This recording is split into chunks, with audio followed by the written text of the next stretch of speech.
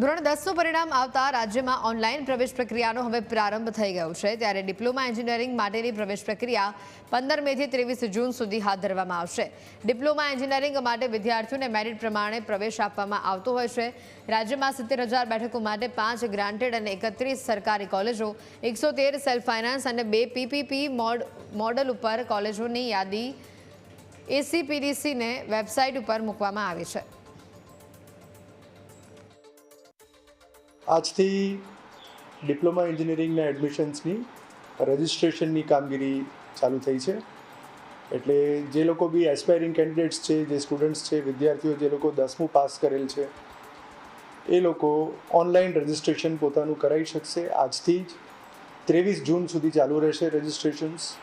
એટલે લગભગ 1 મહિનાથી વધારે 5 અઠવાડિયા સુધી ચાલુ રહેશે અને ત્યારબાદ પોતાની ચોઇસ ફિલિંગ કરી શકશે। જે ઇન્સ્ટિટ્યૂટમાં, જે કોલેજમાં, જે બ્રાન્ચમાં એડમિશન લેવું હોય એ પોતાની ચોઇસ જે હોય એ પ્રમાણે એની ચોઇસ ફિલિંગ કરી અને મોક રાઉન્ડમાં પાર્ટિસિપેટ કરી શકશે અને ત્યારબાદ ફાઇનલ ચોઇસ ફિલિંગની રાઉન્ડમાં પાર્ટિસિપેટ કરીને ત્યારબાદ સીટ અલોટમેન્ટ એમનું મેરિટ પ્રમાણે દરેક વિદ્યાર્થીનું થઈ શકશે।